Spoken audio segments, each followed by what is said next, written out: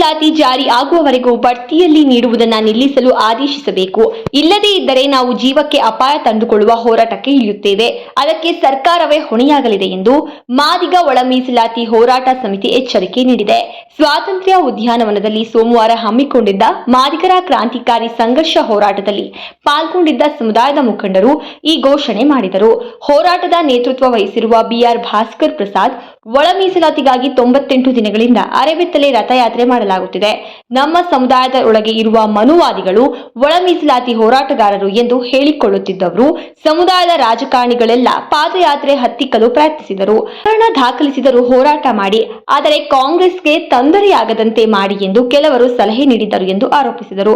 ಮಾದಿಗರಿಗೆ ಸಿಗಬೇಕಾದ ಸೌಲಭ್ಯಗಳನ್ನು ವಲಯರು ಬಳಸಿಕೊಳ್ಳುತ್ತಿದ್ದಾರೆ ಎಂದು ಸದಾಶಿವ ಆಯೋಗವೇ ಹೇಳಿದೆ.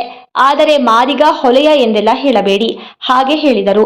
ಸೋಮವಾರ ಸ್ವಾತಂತ್ರ್ಯ ಉದ್ಯಾನವನದಲ್ಲಿ ಹಮ್ಮಿಕೊಂಡಿದ್ದ ಮಾದಿಗರ ಕ್ರಾಂತಿಕಾರಿ ಸಂಘರ್ಷ ಹೋರಾಟದಲ್ಲಿ ಮಾದಿಗ ಒಳ ಮೀಸಲಾತಿ ಹೋರಾಟ ಸಮಿತಿಯ ಕಾರ್ಯಕರ್ತರು ರಸ್ತೆ ತಡೆದು ಪ್ರತಿಭಟನೆ ನಡೆಸಿದರು. ದಲಿತರು ಎಂದು ಹೇಳಬೇಕು ಎಂದು ಸಚಿವ ಎಚ್.ಸಿ. ಮಹದೇವಪ್ಪ ತಿಳಿಸಿದರು. ಮಹದೇವಪ್ಪ ಮಾದಿಗರ ವಿರೋಧಿ ಎಂದು ಹರಿಹಾಯ್ದರು. ಕೇಂದ್ರದ ಮಾಜಿ ಸಚಿವ ಎ. ನಾರಾಯಣಸ್ವಾಮಿ ಮಾತನಾಡಿ, ಪಂಜಾಬ್ನಲ್ಲಿ 1975ರಿಂದಲೇ ಒಳ ಮೀಸಲಾತಿ ಇತ್ತು. ನಮ್ಮನ್ನ ಹೋಮೋಜಿನಿಯಸ್ ಎಂದು ಕರೆದ ಸುಪ್ರೀಂ ಕೋರ್ಟ್ ನ್ಯಾಯಮೂರ್ತಿ ಸಂತೋಷ್ ಹೆಗ್ಡೆ 2005ರಲ್ಲಿ ನೀಡಿದ ತೀರ್ಪು ನಮಗೆ ಮಾರಕವಾಯಿತು. ಇದನ್ನ ಪಂಜಾಬ್ ಬಿಟ್ಟು ಬೇರೆ ಯಾವ ರಾಜ್ಯ ಸರ್ಕಾರಗಳು ಪ್ರಶ್ನಿಸಿಲ್ಲ ಎಂದರು. ಒಳ ಮೀಸಲಾತಿಯನ್ನ ಜಾರಿ ಮಾಡುವವರೆಗೂ ಬಡ್ತಿ ಮೀಸಲಾತಿ ನೀಡುವುದಿಲ್ಲ ಎಂದು ಆದೇಶ ಬಾರದೆ ಹೋದರೆ ನಮ್ಮನ್ನ ನಾವೇ ಕೊಂದುಕೊಳ್ಳುತ್ತೇವೆ ಎಂದು ಹೋರಾಟದ ನಾಯಕರು ಎಚ್ಚರಿಸಿದರು. ಈ ಸಮಾವೇಶದಲ್ಲಿ ಮಾಜಿ ಕೇಂದ್ರ ಸಚಿವ ಎ. ನಾರಾಯಣಸ್ವಾಮಿ, ಮುಖಂಡರುಗಳಾದ ವೆಂಕಟೇಶ್ ದೊಡ್ಡೇರಿ, ನ್ಯಾಯವಾದಿ ಅರುಣ್ ಕುಮಾರ್, ಚೇತನ್ ಅಹಿಂಸಾ, ಬಿಆರ್ ಮುನಿರಾಜು, ಪಿ. ಮೂರ್ತಿ, ಭಾಸ್ಕರ್ ಪ್ರಸಾದ್ ಸೇರಿದಂತೆ ಹಲವು ಮುಖಂಡರು, ಭೀಮಸೇನೆ ಕಾರ್ಯಕರ್ತರು, ರಾಜ್ಯದ ಎಲ್ಲಾ ಜಿಲ್ಲೆಗಳಿಂದ ಸಾವಿರಾರು ಜನರು ಈ ಸಮಾವೇಶದಲ್ಲಿ ಪಾಲ್ಗೊಂಡು ಸರ್ಕಾರದ ವಿಳಂಬ ಧೋರಣೆ ವಿರುದ್ಧ ತಮ್ಮ ಆಕ್ರೋಶ ಹೊರಹಾಕಿದರು. ದೊಡ್ಡಮನಿ, ಮಧುಕೇಶಪ್ಪ, ಮಂಜುನಾಥ್ ಹೊಸಮನಿ, ಪರಶುರಾಮ್ ದೊಡ್ಡಮನಿ, ಚೇತನ್ ಸರ್ ಅವರು ಈ ವೇದಿಕೆಗೆ ಆಗಮಿಸಿದ್ದಾರೆ. ನಿಮ್ಮ ಚಪ್ಪಾಳೆ ಮೂಲಕ ಅವರನ್ನು ಸ್ವಾಗತಿಸಿದ್ದಾರೆ. ಭೀಮನ ಪೈಕಿ ಎಚ್. ಭೀಮೇಶ್, ಗೊರವರ್ ಬಸವರಾಜು, ಶಿವಲಿಂಗಪ್ಪ, ಮಲ್ಲೇಶ್, ನಾಗರಾಜ್ ಮತ್ತು ಶಂಕರ್ ಹಾಗೂ ಯಾದಗಿರಿ ಜಿಲ್ಲೆಯಿಂದ ವಿಜಯ್ ಚಿನ್ನಾಳು, ಭೀಮಾಶಂಕರ್, ಪರಶುರಾಮ ಕಾರಣದಿಂದಾಗಿ ನಾವೆಲ್ಲರನ್ನು ನಿಮ್ಮನ್ನ ಆ ರೀತಿಯಲ್ಲ ನಾವು ಸ್ಮರಿಸಿದ್ದೇವೆ. ಈ ಒಂದು ಕ್ರಾಂತಿಕಾರಿ ಹೋರಾಟಕ್ಕೆ ಬಂದಿರುವಂತವರು ಹಾಗೂ ಮತ್ತೆ ವಿಜಯನಗರ ಜಿಲ್ಲೆಯ ಉಚ್ಚಂಗಪ್ಪ ಮತ್ತೆ ಅರ್ಜುನ್ ಪಾಂಡವ್ ಇವರು ವೇದಿಕೆ ಮೇಲೆ ಬರಬೇಕಾಗಿ ವಿನಂತಿಸಿಕೊಳ್ತೇವೆ. ಇವರೆಲ್ಲರ ಶ್ರಮದಿಂದ ನಮ್ಮ ಕ್ರಾಂತಿಕಾರಿ ಪಾದಯಾತ್ರೆ, ಕ್ರಾಂತಿಕಾರಿ ರಥಯಾತ್ರೆ, ಕ್ರಾಂತಿಕಾರಿ ಅರೆಬೆತ್ತಲೆ ಪಾದಯಾತ್ರೆಗೆ 100 ತೊಡಕುಗಳು ಬಂದರೂ ಕೂಡ ಪ್ರಾರ್ಥನೆ ಮಾಡ್ತಾ ಇದ್ದೇನೆ. ಎಲ್ಲರೂ ಜೋರು ಚಪ್ಪಾಳೆ ಮೂಲಕ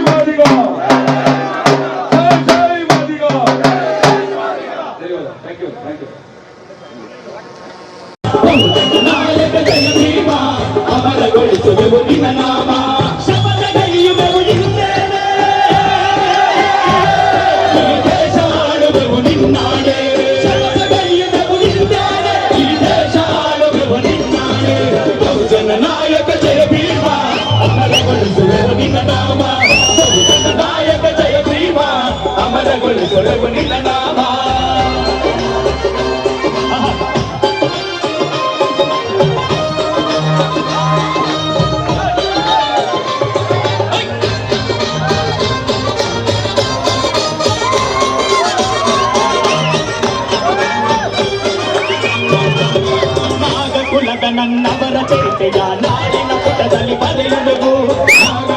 ನನ್ನವರ ಚರಿತೆಯ ನಾಳಿನ ಪುಟದ ಪಟ್ಟಿಯನ್ನು ಮಾಡಿದ್ವಿ. ಅವ್ರ ಬಾಯಿನಲ್ಲಿ ಇವತ್ತು ಪ್ರೊಫೆಸರ್ ಬಿ ಕೃಷ್ಣಪ್ಪ ಅವರ ಜನ್ಮ ದಿನಾಚರಣೆ ಆಗಿರೋದ್ರಿಂದ ಜೈ ಜೈ ಭೀಮ್, ಜೈ ಜೈ ಭೀಮ್, ಸಾಂದು ಹೊಟ್ಟೆ ಸಿಗ್ತಾ ಇದೆಯಾ? ಜೈ ಜೈ ಜೈ ಜೈ ಜೈ ಭೀಮ್, ಜೈ ಜೈ ಜೈ ಜೈ ಧನ್ಯವಾದಗಳು ಗುರುಮೂರ್ತಿ ಅವರು. ನೆಕ್ಸ್ಟು PR ಮುನ್ರಾಜ್ ಅವರು ಬಾಬು ಜಗಜೀವನ್ ರಾಮ್ ಅವರಿಗೆ ಜಯಘೋಷವನ್ನು ಕೂಗಿಸಬೇಕು ಅಂತ ಕೇಳ್ತಾ ಇದ್ದೀನಿ.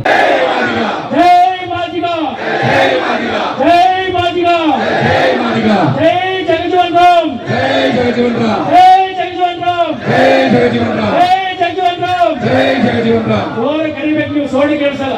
ಜೈ ಮಾದಿಗ, ಜೈ ಮಾದಿಗ, ಜೈ ಜೈ ಮಾದಿಗ, ಜೈ ಜಗಜೀವನ್ ರಾಮ್, ಜೈ ಜಗಜೀವನ್ ರಾಮ್, ಜೈ ಜಗಜೀವನ್ ರಾಮ್, ಜೈ ಜಗಜೀವನ್ ರಾಮ್. ಜೈ ಜಗಜೀವನ್ ರಾಮ್.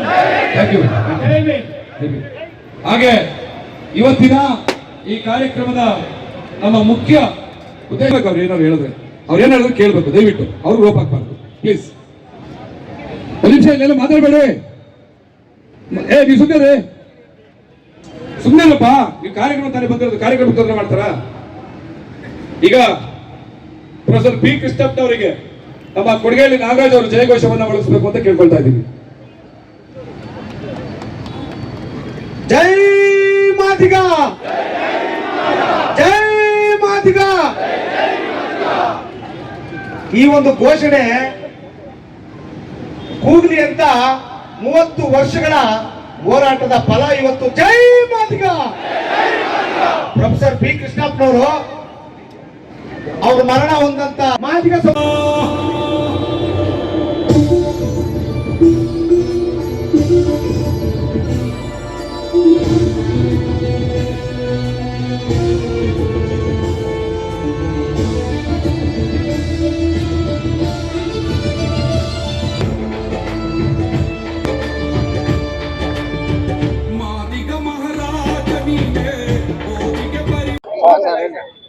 ನಮ್ಮ ಹೆಸರು BR ಮುನ್ರಾಜು, ರಾಷ್ಟ್ರೀಯ ಅಧ್ಯಕ್ಷರು ಜೈ ಭೀಮ್ ಅಖಿಲ ಭಾರತ ದಲಿತ ಸಮಿತಿ ಹಾಗೂ ರಾಜ್ಯಾಧ್ಯಕ್ಷರು ಜೈ ಮಾದಿಗರ ಬೌದ್ಧಿಕ ವೇದಿಕೆ.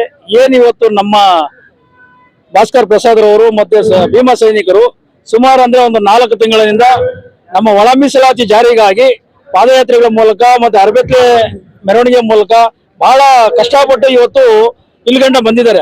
ಆದ್ರೂ ಈ ಸರ್ಕಾರಕ್ಕೆ ಮಾನ ಮರ್ಯಾದೆ ಅನ್ನೋದು ಏನಿಲ್ಲ. ಈ ಸಿದ್ದರಾಮಯ್ಯನಿಗಂತೂ ಹೇಳೋನು ಕೇಳೋ ನಾವು ನಿಂತ್ರಾಗ್ಬಿಟ್ಟಾನೆ. ಯಾಕಂದ್ರೆ ಒಂದು ನಮಗೆ ಬೇಕಾದಂತ ನಮ್ಮ ಹಕ್ಕನ್ನು ನಾವು ಕೇಳ್ತಾ ಇದ್ರೆ ನಮ್ಮ ಹಕ್ಕು ಕೊಡಕ್ಕೆ ಅವ್ರಿಗೇನ ಅವ್ರ ಅಪ್ಪನ ಮನೆಯಿಂದ ಕೊಡಂಗ್ ಆಗ್ತಾ ಇದೆ. ಬಹಳ ಬೇಸರ ಆಗ್ತದೆ. ಈ ಒಂದು ವಿಚಾರಗಳನ್ನ ನಾವು ತಗೊಂಡು ಹೋಗ್ಬೇಕಾದ್ರೆ ಮೊನ್ನೆ RCB ಮ್ಯಾಚ್ ಅನ್ನು ನಡೆದು ಒಂದು ಏನು ಪೊಲೀಸರು ಒಂದು ವ್ಯವಸ್ಥಿತವಾಗಿ ನೀವು ಮಾಡಬೇಡಿ ಅಂತ ಹೇಳಿದ್ರು ಆ ಪೊಲೀಸರನ್ನ ದಿತ್ತಪ್ಪಿಸ್ಬಿಟ್ಟು ಕಾರ್ಯಕ್ರಮ ಮಾಡಿ 11 ಜನನ ಬಲಿ ತಗೊಂತಾರೆ. ಈ ನೀಚಗೆಟ್ಟ ಸರ್ಕಾರ ನಮ್ಮ ನಾಚಿಕೆ ಆಗ್ತದೆ. ಒಬ್ಬ ನಿಷ್ಠಾಂತ ಪೊಲೀಸ್ ಅಧಿಕಾರಿಗಳನ್ನು ಸಸ್ಪೆಂಡ್ ಮಾಡ್ತಾರೆ ಅಂದ್ರೆ ಇದೊಂದು ನಮ್ಗೆ ಬಹಳ ಬೇಸರ ಆಗ್ತದೆ. ಈ ಒಂದು ಕಾರ್ಯಕ್ರಮಕ್ಕೆ ನಾವು ಎಷ್ಟು ಕಷ್ಟಪಟ್ಟು ನಾವು ಪರ್ಮಿಷನ್ ತಗೊಂಡು ವ್ಯವಸ್ಥಿತವಾಗಿ ಸಾವಿರಾರು ಜನ, ನಮ್ಗಿಂತ ಹೆಚ್ಚಾಗಿ ಪೊಲೀಸರೇ ಬಂದವರು ಒಂದು 2-3 ಸಾವಿರ ಜನ ಪೊಲೀಸ್ ಅಧಿಕಾರಿಗಳು. ಯಾಕಂದ್ರೆ ನಮ್ಗೆ ಅನ್ಯಾಯ ಆಗಿದೆ, ನ್ಯಾಯ ಕೊಡ್ಬೇಕಂತ ಬಂದಿದ್ದಾರೆ. ಅಂತ ವಿಚಾರದಲ್ಲಿ ನಮಗೆ ಸಿದ್ದರಾಮಯ್ಯನವರು ಮತ್ತೆ ಆಮೇಲೆ ಮಾದೇವಪ್ಪನವರು ಎಲ್ಲರೂ ನಮ್ಗೆ ಬಹಳ ಅನ್ಯಾಯ ಮಾಡ್ತಾ ಇದ್ದಾರೆ. ನಾವೇನ್ ಕೇಳ್ತಾ ಇದ್ದಾರೆ, ನಮ್ಗೇನು 9% ಏನು ನಮ್ಗೆ ಮೀಸಲಾತಿ ಕೊಡ್ಬೇಕು ಅದನ್ನ ಕೇಳ್ತಾ ಇದೀವಿ. ಕೊಡಿ. ಏನಕ್ಕೆ ಬೇಕಾಯ್ತು ನಿಮ್ ಸರ್ವೆ? ದತ್ತಾಂಶ ತಗೊಳಕ್ ಏನಕ್ಕೆ ಬೇಕಾಯ್ತು ನಿಮ್ ಸರ್ವೆ? ಈಗ ಮಾಡ್ಲಿಲ್ಲ. ಸದಾಶಿವ ಆಯೋಗ ಮಾಡಿದ್ರು, ನಾಗಮೋಹನ್ ದಾಸ್ ಆಯೋಗ ಈಗ ಏನ್ ರಚನೆ ಮಾಡ್ಬೇಕಾಗಿತ್ತು. ಸುಮ್ಸುನ ಇವಾಗ ಹೇಳ್ತಾರೆ. ಇವತ್ತು ಪ್ರಜಾವಾಣಿ ಪೇಪರ್ ಅಲ್ಲಿ ಕೆಲವರು ಹೇಳಾರೆ, ನಿಮ್ಮ ಏನನ್ನ ದತ್ತಾಂಶನ ಬೇಕಾದ್ರೆ ಜಾತಿವಾರ ನಮ್ಗೆ ಮಾಹಿತಿ ಕೊಡಿ, ನಾವು ಅದರಂತೆ ನಾವು ಕೋರ್ಟ್ಗೆ ಹೋಗ್ತೀವಿ ಅಂತ. ಏನ್ ಕೋರ್ಟ್ ಇದೆಲ್ಲ ಮಾಡೋದು, ಮಾಹಿತಿ ಕೊಡೋದು, ತಿರುಗಿ ಕೋರ್ಟ್ ಕಳ್ಸೋದು, ಇನ್ನೊಂದು 3-4 ವರ್ಷ ವಿಳಂಬ ಮಾಡ್ಬೇಕಾ? ಯಾವುದೇ ಕಾರಣಕ್ಕೂ ನಮಗೆ ನ್ಯಾಯ ಸಿಗೋವರೆಗೂ ಈ ಸ್ಟೇಜ್ ಬಿಟ್ಟು ನಾವು ಆಚೆ ಹೋಗಲ್ಲ. ನಮ್ಗೆ ನಿಮ್ಮ ಮಾತನಾಡಿದವರೆಲ್ಲ ನಮ್ಗೆ ವಿಚಾರನ ಪ್ರಚಾರ ಮಾಡಿ ನಮ್ಗೆ ನ್ಯಾಯ ಕೊಡಿಸ್ಕೊಡ್ಬೇಕಂತೇಳಿ ನಾನು ಈ ಮೂಲಕ ತಮ್ಮಲ್ಲಿ ಹೋರಾಟದ ಮೂಲಕ ಪ್ರತಿಭಟನೆ ಮೂಲಕ ಒತ್ತಾಯಿಸ್ತೀನಿ. BR ಮುನಿರಾಜು, ರಾಷ್ಟ್ರೀಯ ಅಧ್ಯಕ್ಷರು ಜೈ ಭೀಮ್ ಅಖಿಲ ಭಾರತ ದಲಿತ ಸಮಿತಿ. ನಮ್ಮ ಭಾಸ್ಕರ್ ಪ್ರಸಾದ್ ಅವರ ನೇತೃತ್ವದಲ್ಲಿ ಅನೇಕ ಮುಖಂಡರು ಹೋರಾಟಗಾರರ ವೇದಿಕೆ ಮೇಲೆ ಆಸನರಾಗಿದ್ದಾರೆ, ಅಡ್ವೊಕೇಟ್ಗಳು ಇದ್ದಾರೆ. ಎಲ್ಲ ಮಹನೀಯರಿಗೆ ಇವತ್ತೊಂದು ವಿಶೇಷವಾದಂಥ ದಿನ. ಪ್ರೊಫೆಸರ್ ಬಿ ಕೃಷ್ಣಪ್ಪನವರ ಜನ್ಮದಿನ. ಇವತ್ತು ನಮ್ಮ ಭೀಮಾ ಸೇನಾನಿ ಹೋರಾಟಗಾರರು ಕೊನೆಯ ರಣಕಹಳೆಯ ಸಂದೇಶವನ್ನ ಸರ್ಕಾರಕ್ಕೆ ನೀಡಲಿಕ್ಕೆ ಆಗಮಿಸಿರ್ತಕ್ಕಂಥ ಎಲ್ಲ ನನ್ನ ಭೀಮಸೇನಾ ಕಾರ್ಯಕರ್ತರಿಗೆ ವಿಶೇಷವಾದ ಅಭಿನಂದನೆ ಸಲ್ಲಿಸ್ತೇನೆ. ಜನ್ಮದಿನದ ಶುಭಾಶಯಗಳನ್ನು ಕೊಡ್ತೇನೆ. ಅನೇಕರಿಗೆ ಈ ಒಂದು ಕಾರ್ಯಕ್ರಮದಲ್ಲಿ ರಾಜಕಾರಣಿಗೆ ಪ್ರವೇಶ ಇಲ್ಲ. ಆದರೂ ನಾರಾಯಣ ಸ್ವಾಮಿಯನ್ನು ಯಾಕೆ ಕಳಿಸುವಂತ ಪ್ರಶ್ನೆ ಅನೇಕರಲ್ಲಿ ಇದೆ. ಅನೇಕರು ಮಾತಾಡಿದ್ದಾರೆ, ಅನೇಕರು ಮಾತಾಡೋರಿದ್ದಾರೆ. ದಶಕಗಳಿಂದ ದಕ್ಷಿಣ ಭಾರತದಲ್ಲಿ ಒಳ ಮೀಸಲಾತಿ ಬಗ್ಗೆ ಅನೇಕ ಚರ್ಚೆಗಳು ನಡೆದಿದೆ. ಈ ದೇಶದ ಅನೇಕ ರಾಜಕೀಯ ಪಕ್ಷಗಳು ಭಾರತದಲ್ಲಿ ಒಳ ಮೀಸಲಾತಿ ಅವಶ್ಯಕತೆ ಇದೆ,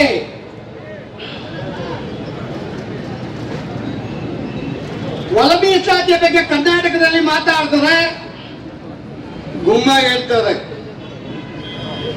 ಸಂವಿಧಾನದಲ್ಲಿ ಅವಕಾಶ ಇಲ್ಲ, ಅಮೆಂಡ್ಮೆಂಟ್ ಆಗಬೇಕು. ಈ ದೇಶದ ಮಾದಿಗರು, ದಕ್ಷಿಣ ಭಾರತದ ಮಾದಿಗರು ಅಜ್ಞಾನಿಗಳು ಅಂತ ರಾಜಕಾರಣಿಗಳ ಮನಸ್ಥಿತಿ. ಅರೆ ಈ ದೇಶದ ರಾಜಕಾರಣಿಗಳೇ,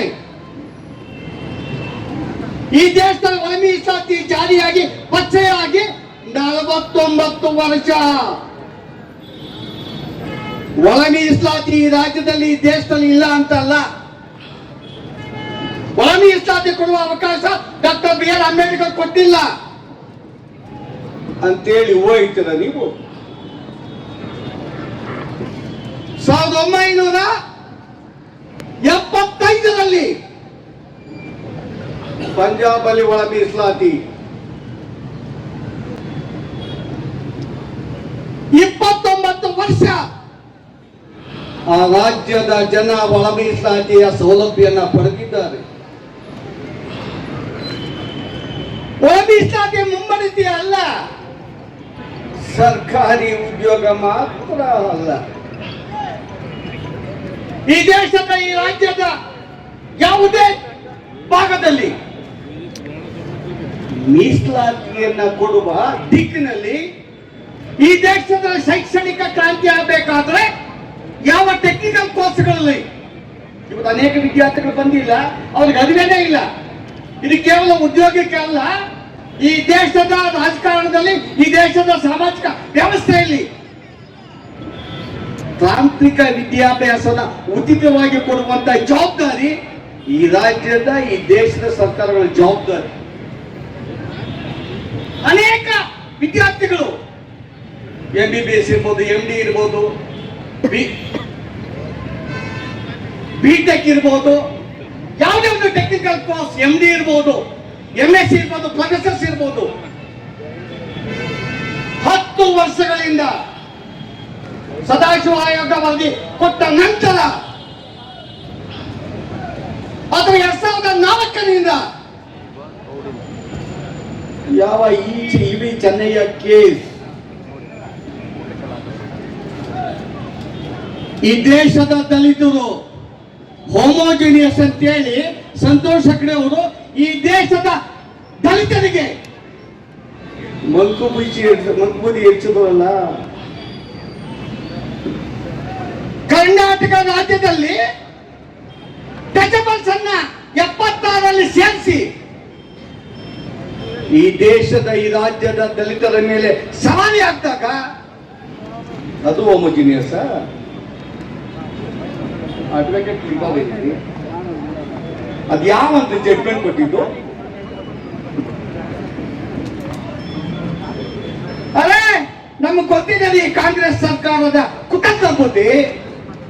ಅನೇಕರು ಮಾತಾಡ್ತಾರೆ, ಈ ರಾಜ್ಯದ ಮುಖ್ಯಮಂತ್ರಿ ಅಧಿಕಾರಕ್ಕೆ ಬಂದ ಮೊದಲನೇ ಕ್ಯಾಬಿನೆಟ್ ಅಲ್ಲಿ ಒಳ ಮೀಸಲಾತಿಯನ್ನು ಕೊಡ್ತೇನೆ. ಮೊದಲನೇ ಕ್ಯಾಬಿನೆಟ್ ಏನು ಆಗ್ಲಿಲ್ಲ. ಆಂಧ್ರ ಪ್ರದೇಶದ ರಾಮಚಂದ್ರ ರಾವ್ ಕಮಿಷನ್ ಬ್ಯಾಕ್ವರ್ಡ್ನೆಸ್ ಮೇಲೆ ಮೀಸಲಾತಿ ತಲೆ ಎಣಿಸಿ ಅಲ್ಲ ರೀ ಸಿದ್ದರಾಮಯ್ಯ. ಮಾದೇವಪ್ಪ ತಲೆ ಎಣಿಸಿಕೊಡ್ತೇನೆ. ಹೋಮೋಜಿನಿಯಸ್ ಪದವನ್ನ ತಲೆ ಮೇಲೆ ಕುಂತೇನೆ. ನಾವೇನು ಒಂದೇ ಆಚಾರ ವಿಚಾರಗಳು ಮಾಡ್ತೀವ? ನಾವು 101 ಜಾತಿಗೆ ಒಂದೇ ಆಚಾರ ವಿಚಾರ ಇದೆಯಾ? ಒಂದೇ ಸಂಸ್ಕೃತಿ ಇದೆಯಾ? ಒಂದೇ ಬದುಕಿದೆಯಾ? ಯಾವನೋ ಜಡ್ಜ್ಮೆಂಟ್ ಕೊಟ್ಟ. ಈ 2014 ಸ್ಟೇಟ್ಮೆಂಟ್ ಅನ್ನ ಅದೇ ಪಂಜಾಬ್ನ ಅರುಣ್ ಮಿಶ್ರಾಲ್ ಅವರು 2004ರ ಜಡ್ಜ್ಮೆಂಟ್, ಸಂತೋಷ್ ಹೆಗಡೆ ಅವರ ಜಡ್ಜ್ಮೆಂಟ್ ಈ ದೇಶದ ಯಾವುದೇ ನ್ಯಾಯ ವ್ಯವಸ್ಥೆ ಒಪ್ಪೋದಿಲ್ಲ.